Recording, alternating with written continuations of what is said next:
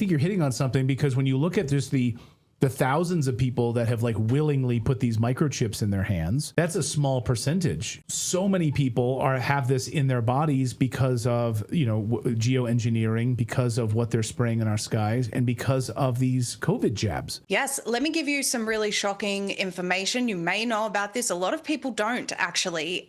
So I spoke to Nick Holscher a little while ago, prominent epidemiologist, after I learned about what MIT had admitted here, and asked him whether it was possible that they already covertly did this through the COVID injections. He said, definitely possible. There is some evidence to suggest that they did. But there is another very, very important puzzle piece here, and it comes to us from Bar-Ilan University, that's Bar-Ilan University in Israel. And their chief scientist, Ido Bachelet, was actually presenting a TED talk all the way back in 2013. And he basically said at that time, we can implant, he said that we can implant hundreds of billions, or 1,000 billion, I think he said, nanorobots into a vaccine. He proudly held up a vaccine during that TED talk. I've done a whole expose on this. He then said in his presentation that people can, they can ensure that they don't, quote unquote, lose control of the nanorobots after they've been injected into people. He stated that the controller is connected to the internet, and I quote, like an Xbox.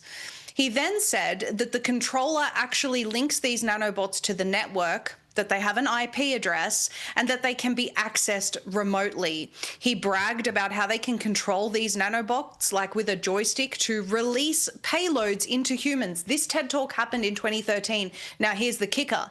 In 2015, Pfizer announced their partnership with Ido Bachelet of Bar-Ilan University, who already had this tech. So my point is that while I, of course, am concerned about people willingly implanting themselves, and I do believe free will plays a part in the control of the technocrats, I am very concerned about what covert operations and covert applications have on, I'm concerned about those impacts on the population. And you only need to look at something like Bill Gates' patent 060606. Yes, that's real. Everyone, please go and look up patent 060606, and you will see that the plan is to actually be able to mine cryptocurrency with your body's data. Well, how would they do that? They need some sort of sensors, conductors inside of us, feeding information back to the data centers through quantum technology. And by the way, Bill Gates is also developing the quantum dot microneedle patch. We can talk about that.